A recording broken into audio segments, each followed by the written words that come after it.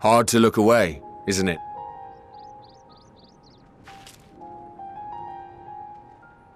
But they're more than pretty flowers. Heart blooms are attuned to ambient emotion.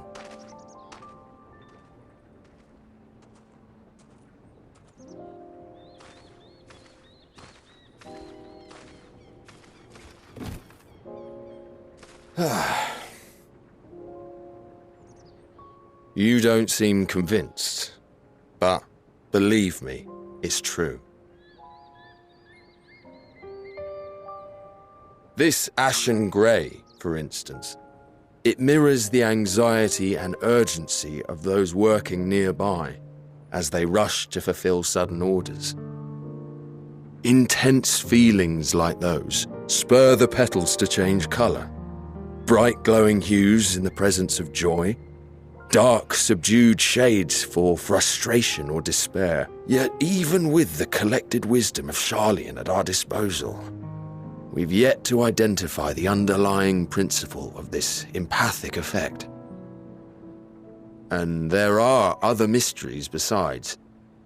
Although the flower is extraordinarily long-lived, its low reproductive rate has made it difficult to find younger populations growing in the wild. With too few sightings to map its distribution, and no closely related species to track, we've been unable to pinpoint its land of origin. To further complicate matters, every culture, even dimly aware of its existence, has given it a different name and mythos.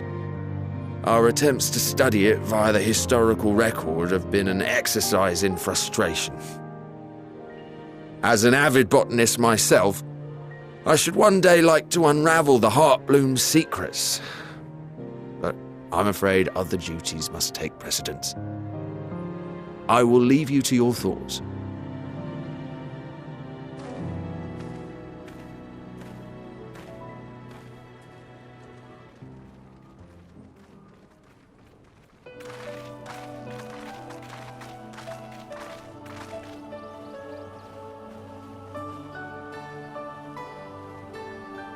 Have you learned aught of interest?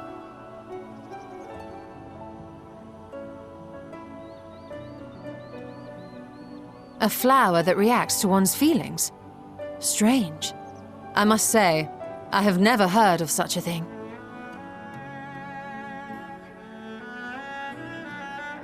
This is all very fascinating.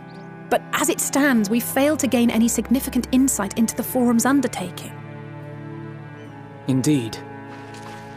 While there is certainly enough activity to support Erenville's supposition that a priority has been placed on improving food production, unfortunately for our investigation, these workers were never informed as to how their duties serve the master plan. If only we could interrogate the Forum members directly.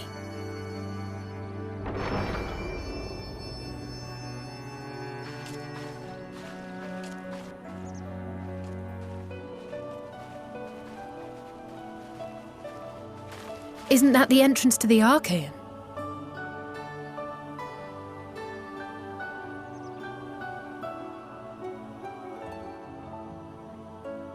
Look, there.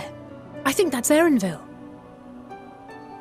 A little difficult to tell from here, but I think you're right. He did say he was coming down to make his report. Erenville receives his orders from the Forum. Would it not follow, then, that the superior to whom he reports is a Forum member, or at least a close associate? You mean to eavesdrop on their conversation? What of the risks? Ours alone to bear. We won't interfere with Erenville's work, nor will he be implicated as an accomplice. If you're not comfortable taking part, I can do this alone. Nay. I said myself that I wished to know Father's intentions. And no answers will be forthcoming should we simply ask nicely. We can apologize later, should it come to it. Right now, we need every crumb of information we can get our hands on. It might be best if you came along as well. In fact, we should all...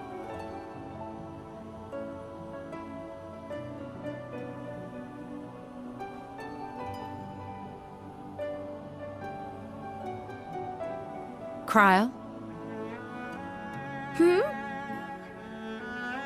Oh, yes. That certainly sounds like a plan. I'm glad you agree.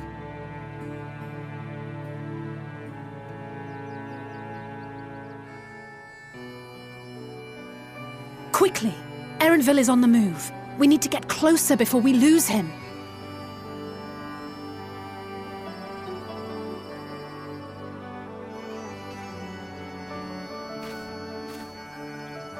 Almost. I can almost reach you.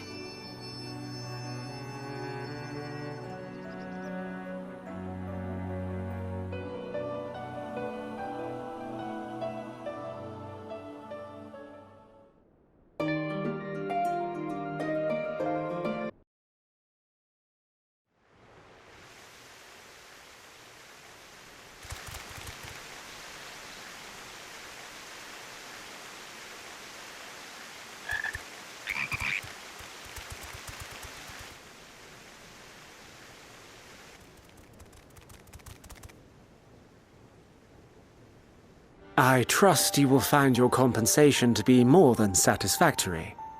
We wish to make clear that we are pleased with the efficiency and thoroughness of your work, so much so that we have come bearing new tasks in need of your competent hand.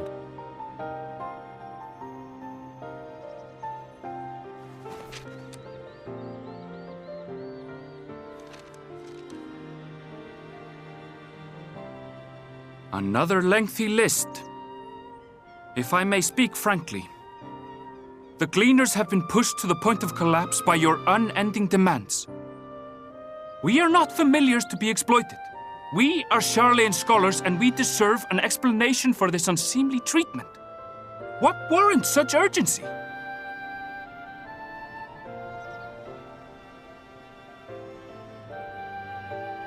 In an age long past, Sharlayan was charged with a momentous duty. And now that word of the final days hangs heavy in the air, the time has come for us to fulfill that charge. I can say no more, but I promise you this. All will be revealed in due course. And when it has, you will understand that your toil was in service to the greatest good.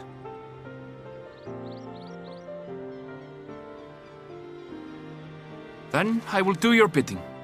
For now, but unless you wish the Gleaners to rise up in protest, I advise you to offer tangible improvements for our working conditions. Your promised revelation does nothing to address present circumstances. A fair point. Your concerns will be conveyed to the Forum.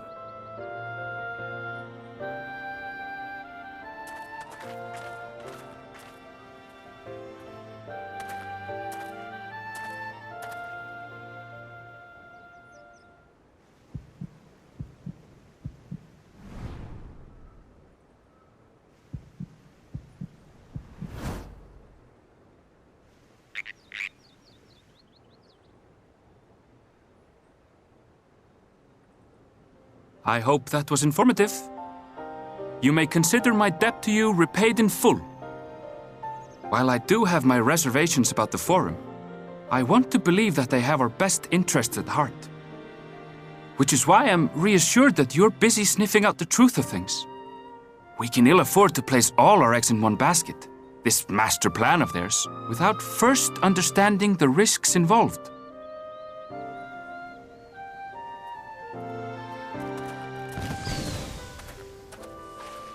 Wait! How did you know it was us? If you mean to impersonate a toad, try studying the real thing. And don't try to fool an expert.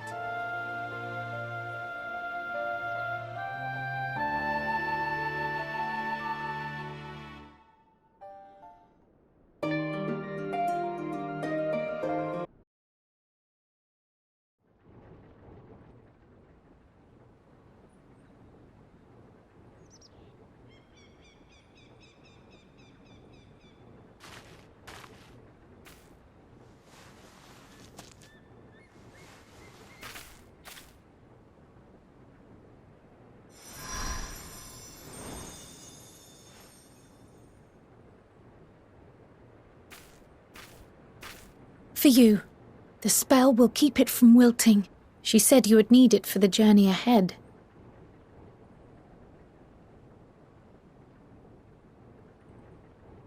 Will you speak with her now?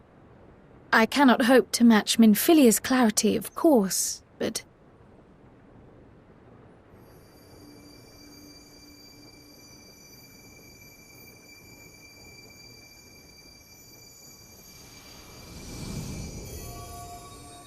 Thank you.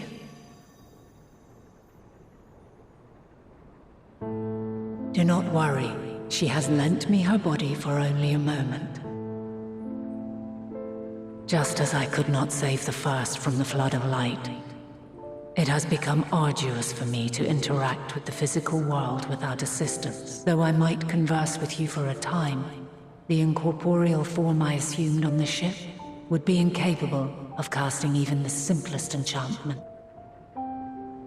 It is in the depths of the ethereal sea, the place to which all life returns, where my influence is greatest. After Minfilia's sacrifice on the first, it was to the sea, here in the source, where I ferried her soul. I wished that gentle spirit to find rest in the world she loved so well. Her, and another who may yet have a part to play, though that will depend on you. Take the flower, walk free, for you are free, to go where you wish, to believe what you will. That bloom will be your guide, test and proof of your conviction. In darkness, seek joy. Surrender not to sadness, and see beyond despair. Walk free, and bear the light for others to follow. Together, raise it aloft and let it shine till the end, blinding and radiant.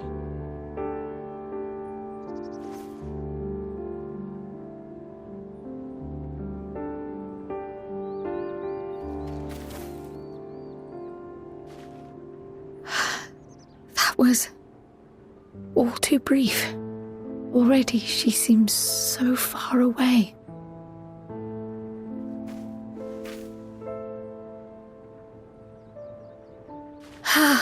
My apologies if I startled you.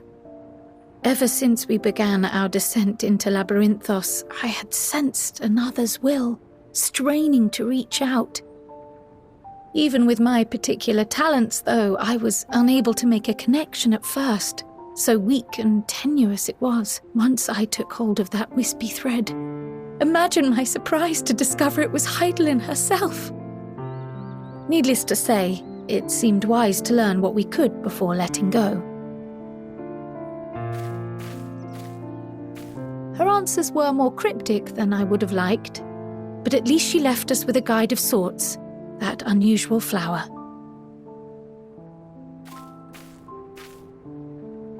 Yes, we are definitely making progress. You can't be serious! We've done nothing wrong!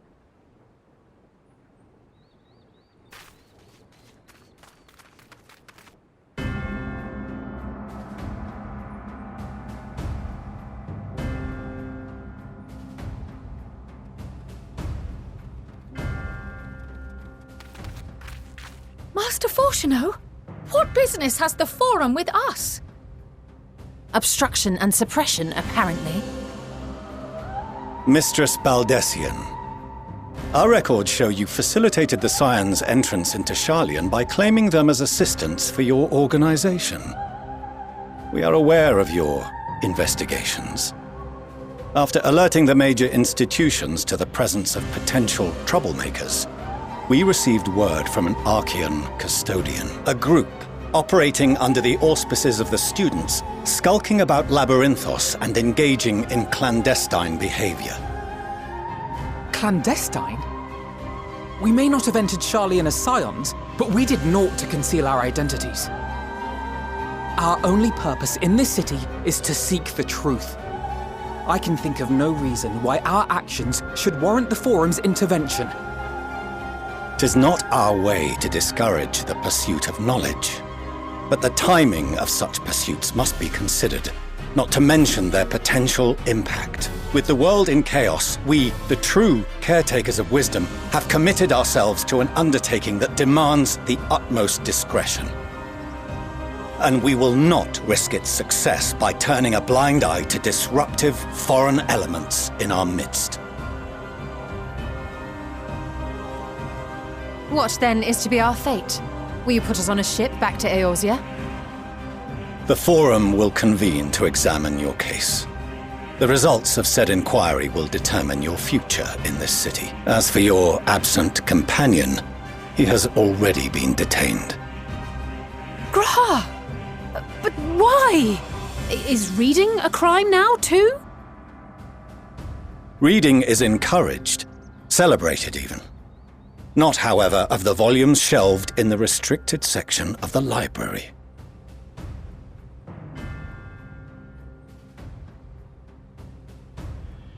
Refusing to comply will only make matters worse. Let us instead treat this as an opportunity to open a dialogue with the Forum.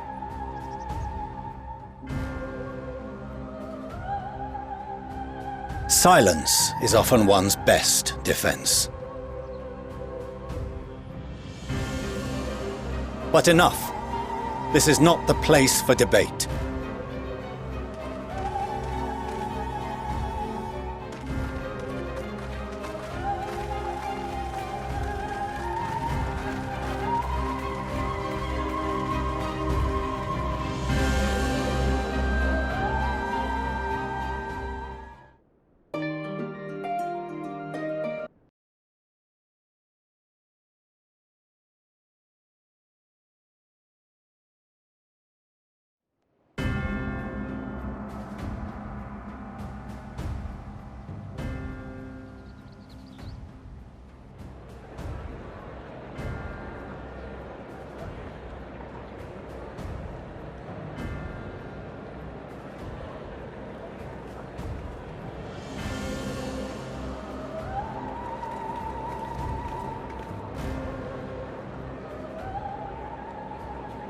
Forgive me.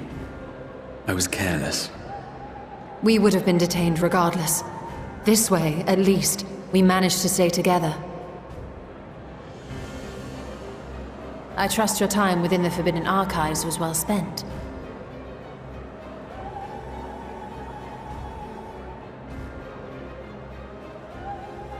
The Forum will come to order! This inquiry is now in session. As Speaker-elect, I will be presiding over the day's proceedings. Master Fortuner, would you be so kind as to restate the matter which compelled you to summon your colleagues with such urgency? As you are all aware, we recently denied Eorzea's request for Sharlayan assistance.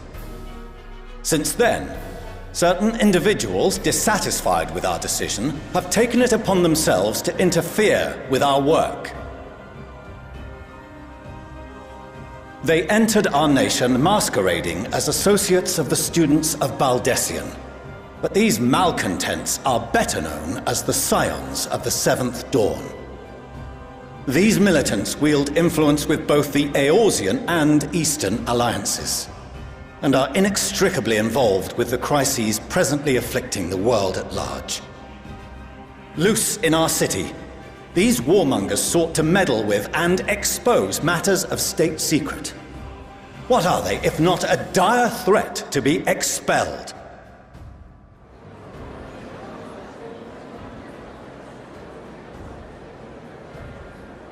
You have tarnished the good name of the students. Galuf would be ashamed.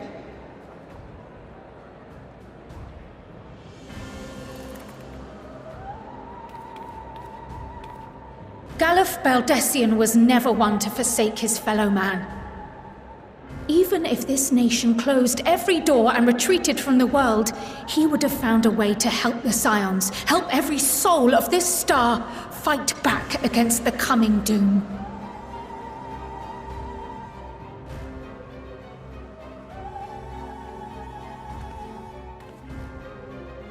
A terrible enemy stands poised to lay waste to all we hold dear. In the face of such madness, Eorzea reached out to Sharlayan, a respected ally, in the hopes of forming a united front. Was your curt dismissal truly the best you could offer? Or are you so preoccupied with your momentous duty of an age long past that even the end of the world is unworthy of your attention?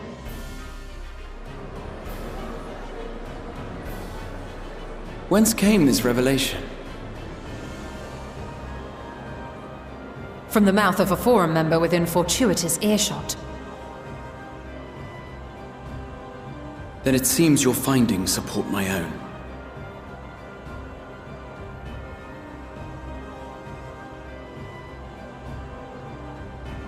The reason I visited the restricted shelves was to study records of the Forum's policy-making process, to better understand the historical trends underlying their most major decisions. At first glance, the positions of neutrality in war and the accumulation of knowledge above all else appear constant and consistent, the unchanging pillars of Sharlayan society.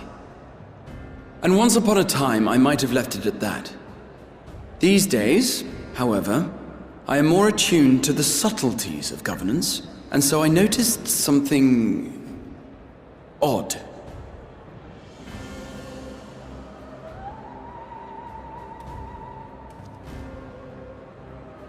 From a particular point in time, the purpose of these policies shifted. No longer was knowledge preserved for the benefit of society. Rather, society was to be gradually reshaped to ensure the preservation of knowledge.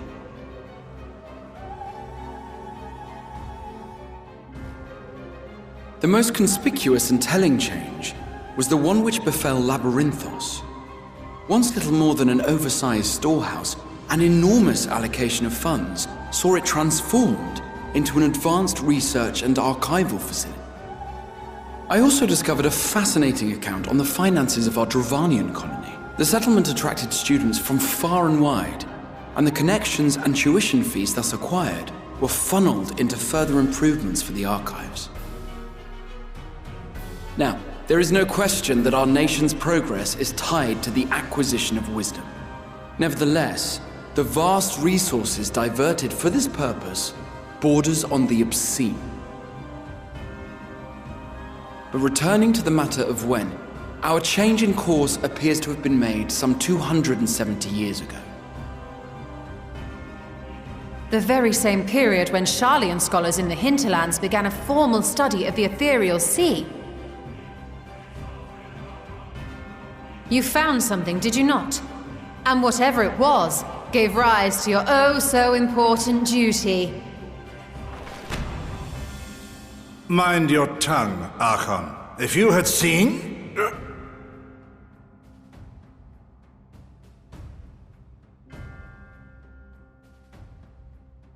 Yes, we are bound by a duty we cannot ignore. Knowing this, what would you have us do? Abandon our vital work and join you on the field of battle? We will never choose the way of the sword. We will fulfill our mission, not through strife and bloodshed, but survival. Come what may, we shall live on. We must. Do as you must, then. But we Scions will fight until the heavens fall, until our last breath.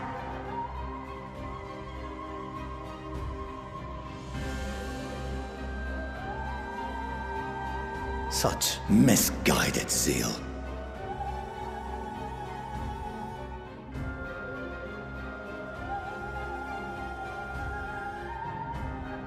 Father, Master Fortuno, I fail to understand the stance you have elected to take. But by the same token, I have yet to find a compelling argument to counter the challenge you put to us in Gridania. Still, in the midst of my uncertainty, I must trust in myself to do what is right, as others have chosen to trust in me.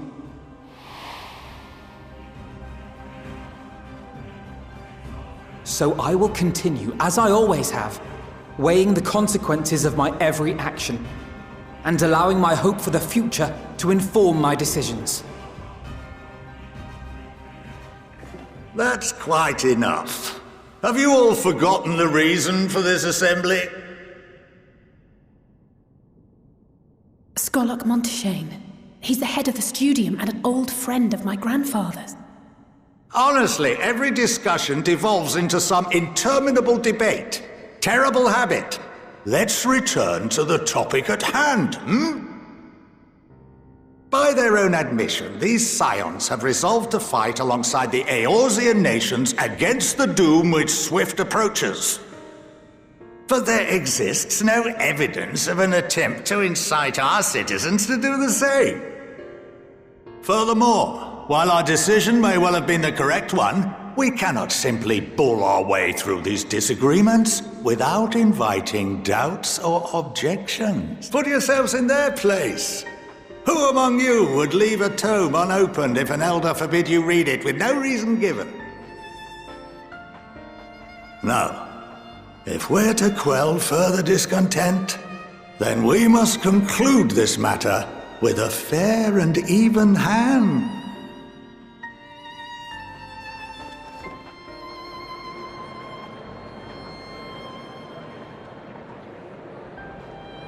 Order! We will have order! Master Monteshane raises some valid points. Keeping such concerns in mind, I propose we enforce the following measures.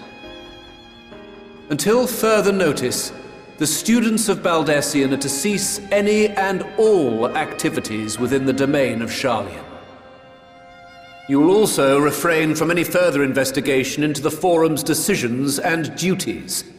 Failure to comply with these restrictions will result in the immediate expulsion of your Scion associates. Let us put this judgment to a vote. All in favor, raise your hand.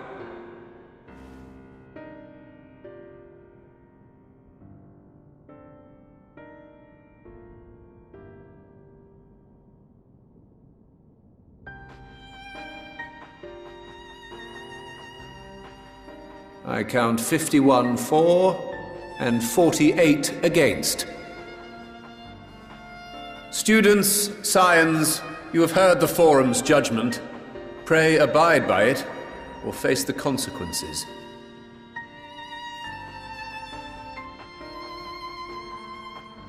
Honored members, I thank you for your time. This inquiry is concluded.